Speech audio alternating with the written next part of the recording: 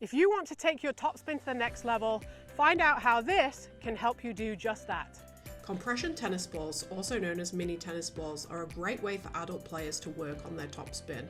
Mini tennis balls were originally designed for junior players and come in 3 different types: red, orange and green. They either come as a full colour or a two-tone ball. The two-tone ball is the best choice for when working on topspin because it allows you to see the revolutions on the ball. In terms of selecting the correct ball for you to practice with, red is the largest ball and bounces the lowest, but is easiest to control. So if you're a complete beginner to topspin, red might be the best one to use. If you want a ball that's going to suit you at all levels, then orange might be the right choice. Orange is a similar size to a full adult ball and also bounces slightly higher than the red, so it's more realistic practice. It also bounces slower than the green ball and a full-size ball, so it's much easier to control. The green ball is the most bouncy of all the compression balls, so it's not ideal for learning topspin. It can be great for drilling with once you've become advanced with your topspin though. So in terms of taking your topspin to the next level, I would suggest either selecting the red or the orange ball. So let's get started with some progressions and drills that are going to help you advance your topspin.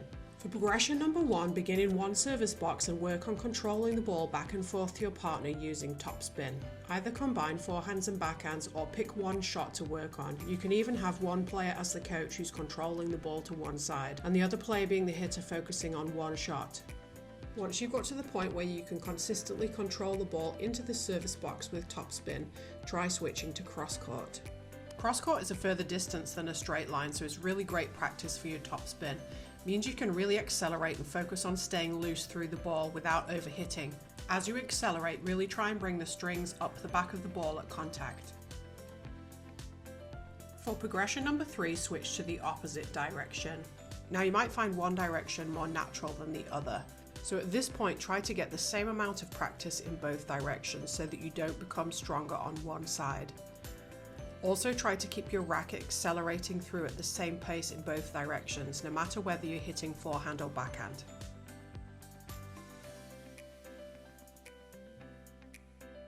For progression number 4, move across to the alleys and stand around the service line area.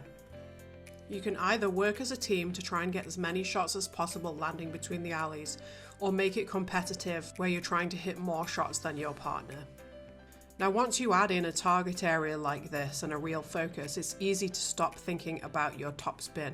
Make sure that you're still using topspin to keep the ball controlled. For progression number 5, try adding in some targets. Like with the alley drill, you can either work together as a team with a target on either side, or you can compete against each other.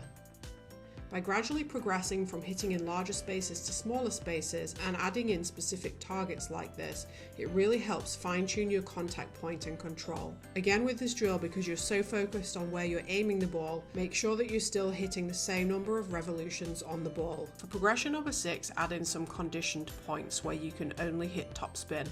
You can do any variation of point. You can hit straight line or cross court points, or you can hit in both service boxes and then advance back to the baseline. Anything goes as long as you're practicing topspin.